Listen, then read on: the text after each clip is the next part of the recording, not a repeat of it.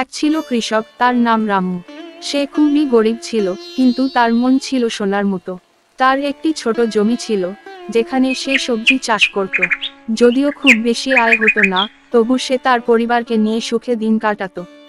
একদিন রামু বাজারে গিয়ে এক বয়স্ক লোকের সঙ্গে দেখা করল। লোকটি বলল, তুমি একজন ভালো কৃষক, তোমার জন্য আমার কাছে একটি উপহার আছে। তারপর লোকটি রামুর হাতে একটি ছোট বীজ দিল এবং বলল, এটি কোনো সাধারণ বীজ নয়, এটি একটি জাদুর বীজ। যদি এটি ভালোভাবে যত্ন করো, তবে তোমার জীবন বদলে যাবে।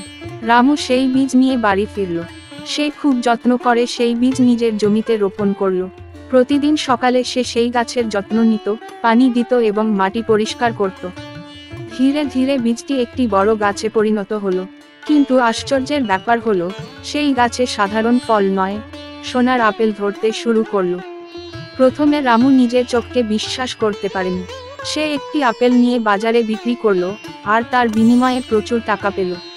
এখন রামু ধীরে ধীরে তার জমি বড় করলো, আরও অনেক ফসল ফলাতে শুরু করলো। কিন্তু সে কখনো লোভী হয়ে উঠল না।